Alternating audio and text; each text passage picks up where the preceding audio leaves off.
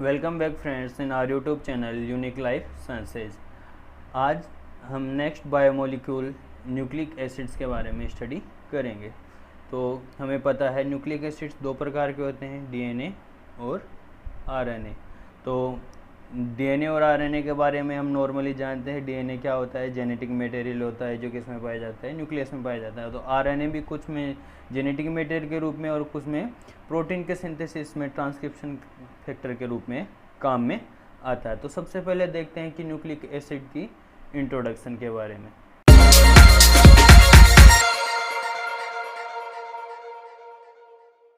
तो सबसे पहले देखते हैं इंट्रोडक्शन। तो इंट्रोडक्शन में देखेंगे कि इसकी डिस्कवरी यानी खोज किसने की थी। तो न्यूक्लिक एसिड्स की खोज की थी साइंटिस्ट थे फ्रेडरिक मिशर। तो इन्होंने जो पस सेल्स होती हैं यानी मवाद कोशिकाएं, उनमें इस न्यूक्लिक एसिड्स की खोज की थी। तो लेकिन उन्होंने स्पेसिफाई नहीं किया था कि ये डीएनए है या आरएनए।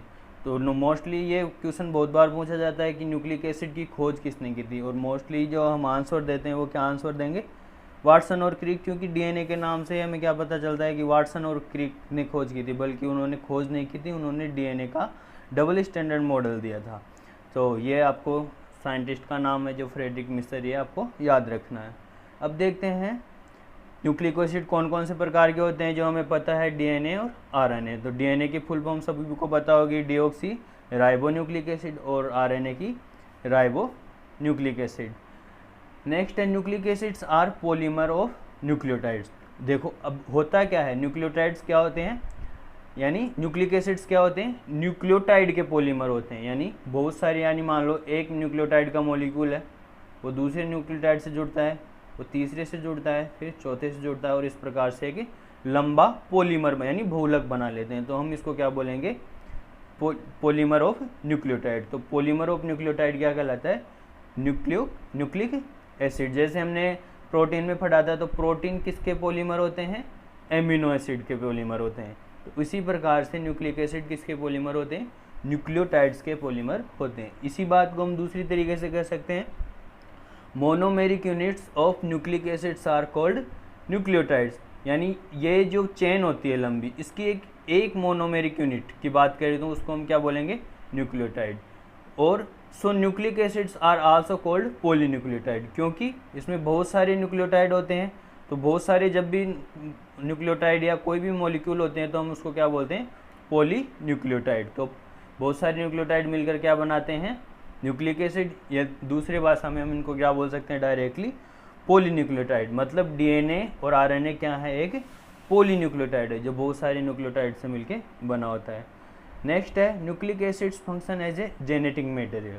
तो न्यूक्लिक एसिड कार्य क्या करते हैं, तो मोस्टली हमें पता है डीएनए का कार्य क्या है, आनुवांशिक पदार्थ के रूप में कार्य करता है। और कभी कभी कुछ वायरस होते हैं जिनमें, जैसे प्लांट वायरस हैं, उनमें भी क्या करते हैं ये आरएनए क्या करता है, जेनेटिक मटेरियल के रूप में फंक्शन करता है। और जेनेटिक मटेरियल हमें पता है क्या करता है, आनुवांशिक पदार्थ का कार्य क्या होता है कि जो भी इंफॉर्मेशन होती है किसी भी जीव से संबंधित, उसको एक पीढ़ी से, एक जनरेशन से दूसरी जनरेशन में ट्रांसफ़र करना होता है।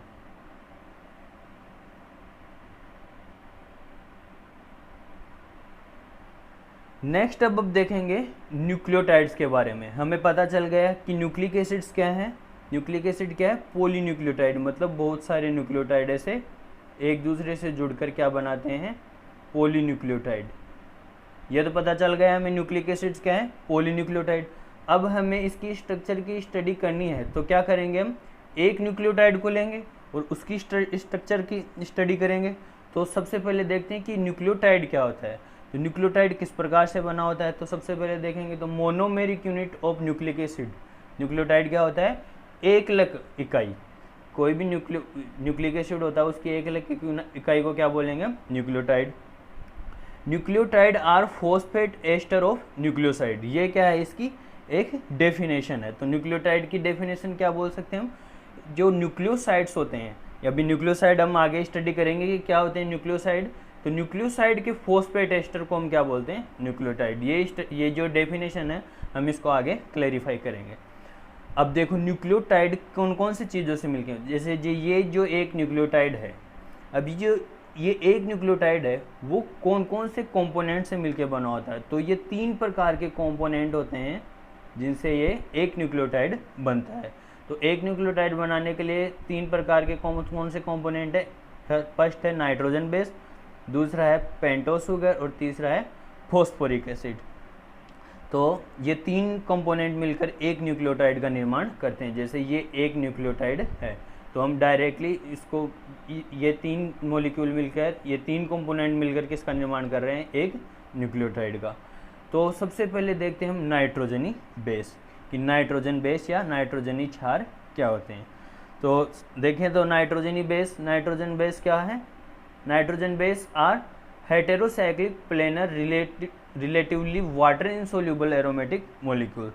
तो नाइट्रोजन बेसेस डायरेक्टली हम कह सकते हैं क्या होते हैं, एरोमेटिक मॉलिक्यूल्स होते हैं जो वाटर में इनसोल्यूबल होते हैं और हेटेरोसाइक्लिक होते हैं। हेटेरोसाइक्लिक का मतलब क्या है कि इनकी जो रिंग होती है उनमें कार्बन के अलावा दूसरे मॉलिक्यूल भी पाए जा सकते हैं, जैसे नाइट्रोजन इनमें पाया जाता है।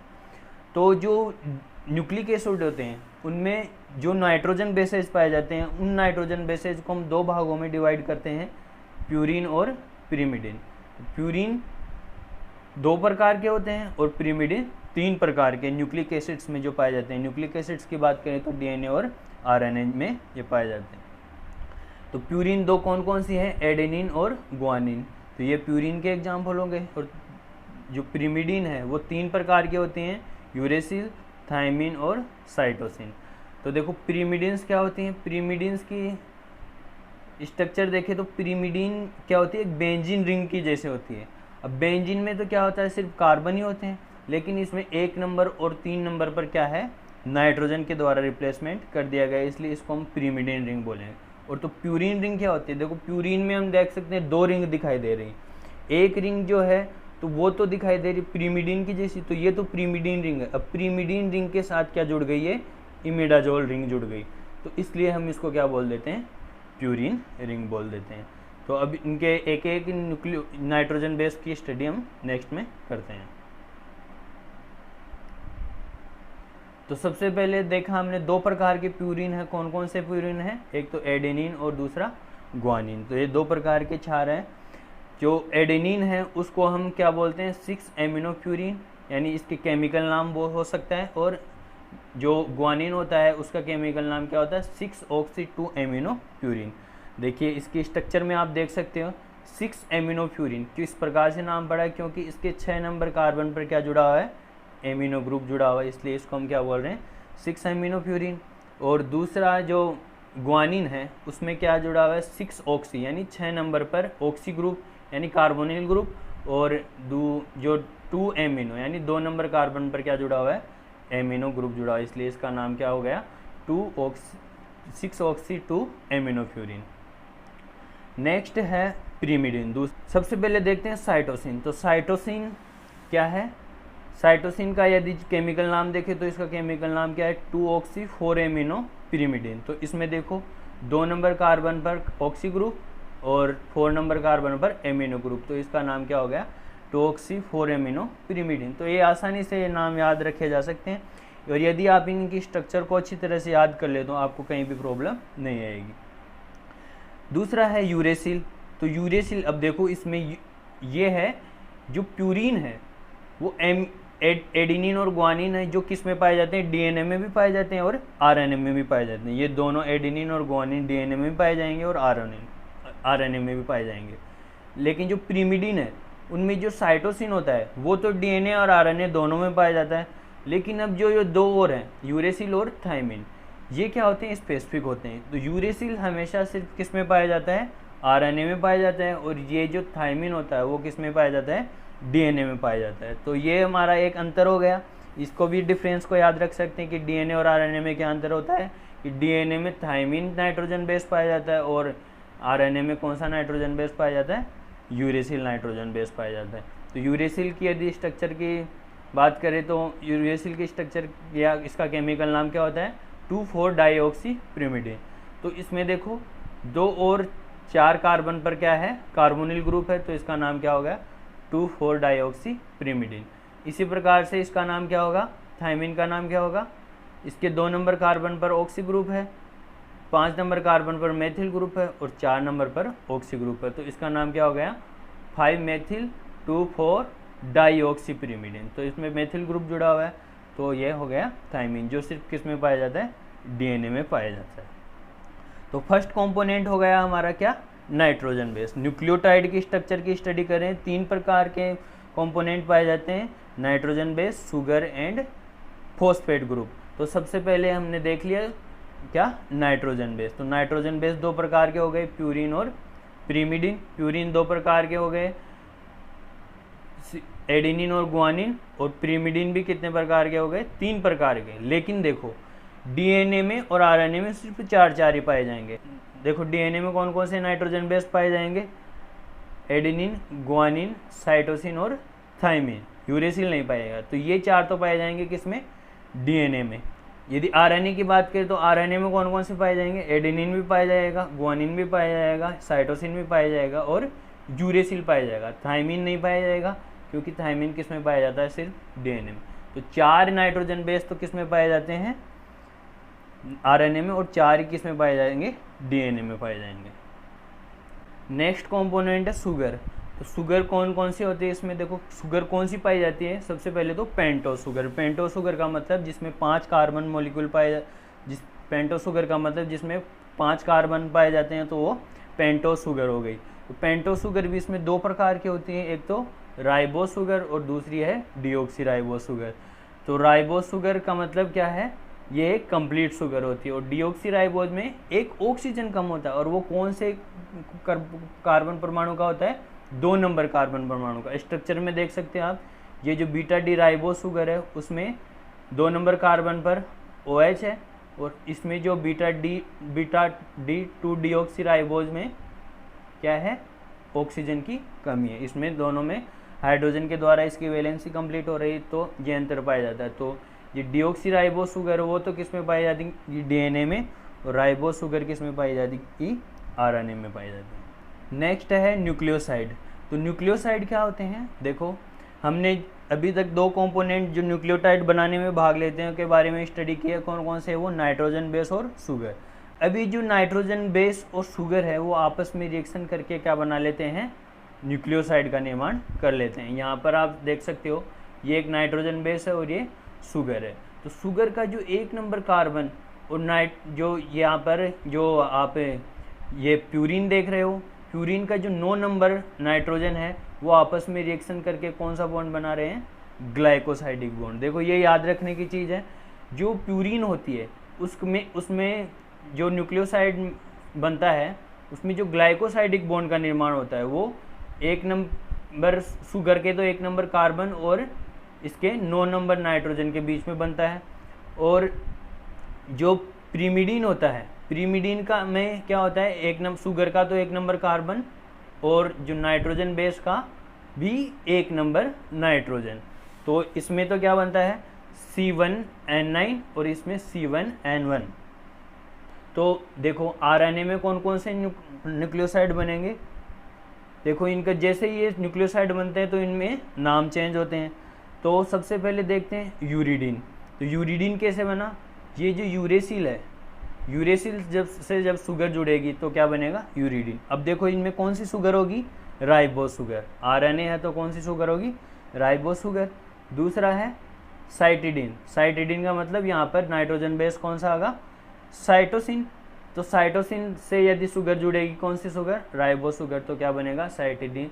नेक्स्ट है एडिनिन से यदि शुगर जुड़ेगी तो एडिनोसिन। और लास्ट है गुआनिन से यदि शुगर जुड़ेगी तो गुआनोसिन। इसी प्रकार हम डीएनए में देखते हैं। तो डीएनए में सबसे पहले यदि अब देखो यूरेसिल तो इसमें डीएनए में बन नहीं सकता, तो यूरिडीन कभी भी डीएनए में नहीं बनेगा। तो अब इनमें शुगर तो कौन सी होगी, सब में डीऑक्सीराइबोस। और नाइट्रोजन बेस बदलते जाएंगे, इसी के अकॉर्डिंग के नाम चेंज होते जाएंगे, जैसे डीऑक्सीथाइमिडीन। तो यहाँ पर थाइमिन है तो इसका नाम क्या हो गया, डीऑक्सीथाइमिडीन। दूसरा है यदि साइटोसिन है तो इसका नाम क्या होगा, डीऑक्सीसाइटिडीन। और यदि एडिनोसिन है तो डीऑक्सी एडिनोसिन। और लास्ट है डीऑक्सी गुआनोसिन। तो ये हो गए न्यूक्लियोसाइड। तो न्यूक्लियोसाइड का निर्माण कैसे हुआ, नाइट्रोजन बेस और शुगर के बीच में ग्लाइकोसाइडिक बॉन्ड बनने के कारण। तो आरएनए में भी 4 प्रकार के न्यूक्लियोसाइड बन गए और डीएनए में भी 4 प्रकार के न्यूक्लियोसाइड बन गए।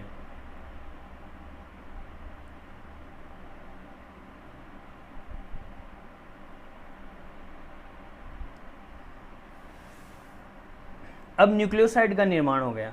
अब निर्माण होगा किसका? न्यूक्लियोटाइड का। तो न्यूक्लियोसाइड हमने क्या देखा? न्यूक्लियोसाइड क्या किसका मिलकर बना? न्यूक्लियोसाइड किसके मिलकर बना होता है? नाइट्रोजन बेस और शुगर से मिलकर बना होता है। अब न्यूक्लियोटाइड का निर्माण होगा। हम किसके स्ट्रक्चर के बारे में स्टडी कर रहे हैं? न्यूक्लियोटाइड के बारे में।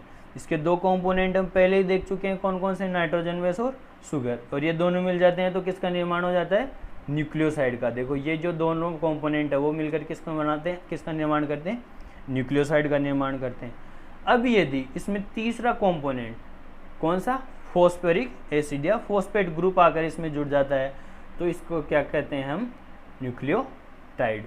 तो यहाँ पर ये कंप्लीट न्यूक्लियोटाइड का निर्माण हो गया। कंप्लीट न्यूक्लियोटाइड का मतलब इसके तीनों कंपोनेंट कौन कौन से? नाइट्रोजन बेस, शुगर और फॉस्फेट आकर इससे जुड़ गए। अब देखो जिसमें जो बॉन्ड बनता है वो कौन सा बनता है? हम पहले ही देख चुके हैं कौन कौन सा बॉन्ड बनते हैं। नाइट्रोजन बेस और शुगर के बीच में कौन सा बॉन्ड बन रहा था? Glycosidic bond. अभी जो ये फॉस्फेट ग्रुप होता है वो कहाँ पर आकर जुड़ेगा? कहाँ पर आकर जुड़ेगा? जो शुगर है उसके 5 नंबर कार्बन पर आकर जुड़ेगा। इस शुगर के 5 नंबर, 1 नंबर पर तो क्या जुड़ गया? नाइट्रोजन बेस, और 5 नंबर पर क्या आकर जुड़ेगा? फॉस्फेट। और इसमें बीच में, इसके बीच में जो बॉन्ड बनेगा उसको क्या बोलते हैं? Phosphoester bond. यानी ये एक एस्टर बॉन्ड है और इसमें एक वाटर का एलिमिनेशन होता है। तो देखते हैं क्या है। When the phosphoric acid binds with nucleoside that called nucleotide। यदि न्यूक्लियोसाइड से एक फॉस्फेट जुड़ जाए तो वो क्या कहलाएगा? न्यूक्लियोटाइड कहलाएगा। The nucleotides are phosphoric acid ester of nucleosides। Nucleoside अब क्या ये डेफिनेशन पहले भी आ चुकी है क्या? Nucleotide are phosphoric acid ester of nucleoside. कि न्यूक्लियोसाइड से जब फॉस्फोरिक एसिड जुड़ जाता है तो उसको हम क्या बोलेंगे? Nucleotide. The bond between sugar and phosphate called phosphoester bond. अब इनके जो बीच में जो बॉन्ड बनता है उसको क्या बोलते हैं? Phosphoester bond. नाइट्रोजन बेस और शुगर के बीच में कौन सा बॉन्ड बन रहा था? Glycosidic bond. और जो शुगर और फॉस्फेट के बीच में बनता है वो कौन सा बॉन्ड बनता है? Phosphoester bond. ये बॉन्ड्स के नाम याद रखने जरूरी है क्योंकि ये काफ़ी बार एग्जाम में पूछा जाता है कि कौन कौन से बॉन्ड बनते हैं इनमें। नेक्स्ट है फॉस्फेट बाइंड्स एट C5 यानी कार्बन 5 पर position, therefore can be called nucleoside 5 phosphate. क्योंकि मैंने पहले ही बताया ये कहाँ पर जुड़ता है? शुगर के कार्बन 5 पर। तो कार्बन 5 पर जुड़ता है तो इसको क्या बोल सकते हैं हम? न्यूक्लियोसाइड 5 फॉस्फेट भी बोल सकते हैं। According to the number of phosphate group at carbon 5 position, nucleotides can be called nucleoside monophosphate, nucleoside diphosphate और nucleoside triphosphate। अब देखो ये क्या होता है। यहाँ पर तो सिर्फ एक फॉस्फेट ही दिख रहा है, इसमें क्या होता है? एक से अधिक फॉस्फेट यानी 3 तक फॉस्फेट आकर जुड़ जाते हैं। यदि फॉस्फेट के एक और फॉस्फेट आकर जुड़ जाता है तो उस, देखो यहाँ पर हम देख सकते हैं ये स्ट्रक्चर। यहाँ पर देखो ये एडिनोसिन है, एडिनोसिन से आकर जुड़ता है फॉस्फेट। ये फॉस्फेट कितने हैं? यहाँ पर 3 फॉस्फेट जुड़े हुए हैं। यदि एडिनोसिन के केवल एक ही फॉस्फेट जुड़ा होता है तो इसको क्या बोलेंगे? AMP, adenosine monophosphate. यदि 2 जुड़े हुए हैं तो एडिनोसिन डाइफॉस्फेट, और यदि 3 जुड़े हुए हैं तो एडिनोसिन ट्राइफॉस्फेट, जिसको हम ATP बोलते हैं। और हमें पता है ATP किसके रूप में काम आता है? एनर्जी करेंसी के रूप में। क्योंकि ये जो देखो फॉस्फेट के बीच में कौन से बॉन्ड होते हैं? यहाँ पर फॉस्फेट शुगर के बीच में तो कौन सा बॉन्ड होता है? Phosphoester bond. लेकिन जो फॉस्फेट के बीच जो बॉन्ड होता है वो कौन सा होता है? Phospho anhydride bond. और ये जो बॉन्ड होता है वो हाई एनर्जी बॉन्ड होता है। जब ये बॉन्ड स्प्लिट होते हैं या जब ये बॉन्ड टूटते हैं तो काफ़ी मात्रा में एनर्जी निकलती है। इसीलिए जो ATP होता है वो क्या होता है? हाई एनर्जी मॉलिक्यूल होता है और ऊर्जा मुद्रा के रूप में कार्य करता है। तो ये हो गए न्यूक्लियोटाइड। तो ये बन गया एक न्यूक्लियोटाइड। लेकिन अभी भी न्यूक्लिक एसिड का निर्माण नहीं हुआ क्योंकि ये अभी तक तो एक मोनोमेरिक यूनिट की स्टडी देखी है। तो अब न्यूक्लिक एसिड का निर्माण क्या होगा, तो न्यूक्लिक एसिड का निर्माण कैसे होगा, पॉलीन्यूक्लियोटाइड। तो अब देखते हैं पॉलीन्यूक्लियोटाइड क्या है। पॉलीन्यूक्लियोटाइड, हमने न्यूक्लियोटाइड की स्ट्रक्चर देख ली, क्या होता है न्यूक्लियोटाइड, 3 चीज़ों से मिलकर बना होता है, नाइट्रोजन बेस, शुगर और फॉस्फेट, जो अलग अलग 4 प्रकार के, 4 प्रकार के तो डीएनए में होंगे और 4 प्रकार के ही आरएनए में होंगे। तो अब ये एक न्यूक्लियोटाइड बन गया, मान लो देखो यहाँ पर स्ट्रक्चर देखो आप इसकी, ये एक न्यूक्लियोटाइड बन गया। यदि ऐसे बहुत सारे न्यूक्लियोटाइड आपस में आकर एक चेन के रूप में जुड़ जाते हैं तो हम उनको क्या बोल सकते हैं, पॉलीन्यूक्लियोटाइड। यानी बहुत सारे मॉलिक्यूल आकर जुड़ गए तो हम उसको पॉली लगाएंगे तो बहुलक बन गए, तो पॉलीन्यूक्लियोटाइड कहलाएंगे।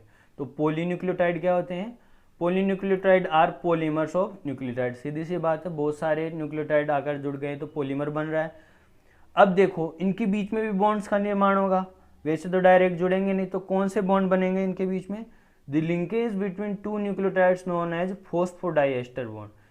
यहाँ पर हमने पहले देखा कि शुगर और फॉस्फेट के बीच में फॉस्फोएस्टर बॉन्ड बनता है, लेकिन जो 2 न्यूक्लियोटाइड होते हैं उनके बीच में कौन सा बॉन्ड बन रहा है, फॉस्फोडाइएस्टर बॉन्ड।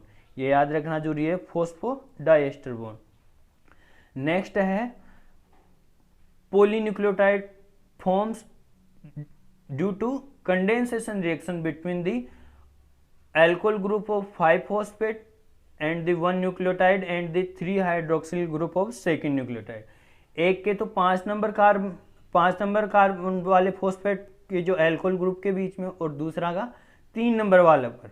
तो एक तो ये देखो यहाँ पर ये जो बॉन्ड बन रहा है इसको देखो, ये जो 5 नंबर कार्बन है, ये 5 नंबर कार्बन वाला इसके 3 नंबर कार्बन वाले एल्कोहल से जुड़कर क्या बनाता है, फॉस्फोडाइएस्टर बॉन्ड बनाता है। और इस दौरान क्या होता है, एक वाटर मॉलिक्यूल का एलिमिनेशन होता है। अब नेक्स्ट है each nucleotide in polynucleotide chain known as a nucleotide residue. अब देखो जो ये चेन होती है पॉलीन्यूक्लियोटाइड, इस चेन में हम अलग से यदि एक का नाम देना चाहे तो इसको हम एक कंप्लीट न्यूक्लियोटाइड नहीं बोल सकते। कंप्लीट न्यूक्लियोटाइड क्यों नहीं बोल सकती, क्योंकि इनके बीच में बॉन्ड्स बन गए, तो हम इनको क्या बोलते हैं, न्यूक्लियोटाइड रेजिड्यू। जिस प्रकार से हमने प्रोटीन में बोला था कि उसमें क्या होता है, एमिनो एसिड रेजिड्यू होता है, तो इसमें भी क्या होता है, न्यूक्लियोटाइड रेजिड्यू होता है। अब polynucleotide has 5 prime and A 3 prime and. तो इसमें एक सिरा 5 प्राइम एंड कहलाता है और दूसरा सिरा 3 प्राइम एंड। तो 5 प्राइम एंड पर नॉर्मली क्या होता है, एक फॉस्फेट ग्रुप पाया जाता है, और 3 प्राइम एंड पर नॉर्मली क्या होता है, एक एल्कोहल ग्रुप फ्री पाया जाता है। The common representation of polynucleotide chain in to write the nucleotide sequence from left to right synonyms the 5 prime to 3 prime direction shown below. तो ये जो चेन होती है इसको हम जो नॉर्मली रिप्रेजेंटेशन लिखते किस प्रकार से, या देखो ये चेन है, अब इसको किस प्रकार से लिखेंगे, तो हम 5 प्राइम से 3 प्राइम की ओर लिखते हैं, लेफ्ट टू राइट। तो सबसे पहले 5 प्राइम, 5 प्राइम के बाद में फॉस्फेट, फिर एडिनोसिन, क्योंकि यहाँ पर एडिनिन है तो एडिनोसिन, फिर फॉस्फेट, फिर ग्वानिन, फिर फॉस्फेट, फिर थायमिन, और लास्ट में साइटोसिन। तो इस प्रकार से इसका निर्माण होता है। तो ये हो गया पॉलीन्यूक्लियोटाइड। तो हम इसका ब्रेक डाउन कर सकते हैं वापस से। यदि हम पॉलीन्यूक्लियोटाइड की रिवर्स स्टडी करें तो इसका ब्रेक डाउन करेंगे तो इसमें, यदि इसका ब्रेक डाउन करेंगे तो इसमें पहले एक न्यूक्लियोटाइड निकालो। अब एक न्यूक्लियोटाइड का ब्रेक डाउन करेंगे तो पहले इसमें फॉस्फेट ग्रुप निकालो। फॉस्फेट ग्रुप निकालते ही क्या बच जाएगा, न्यूक्लियोसाइड बच जाएगा।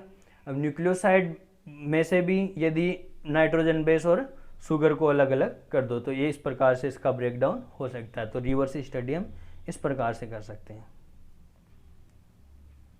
तो ये था पॉलीन्यूक्लियोटाइड।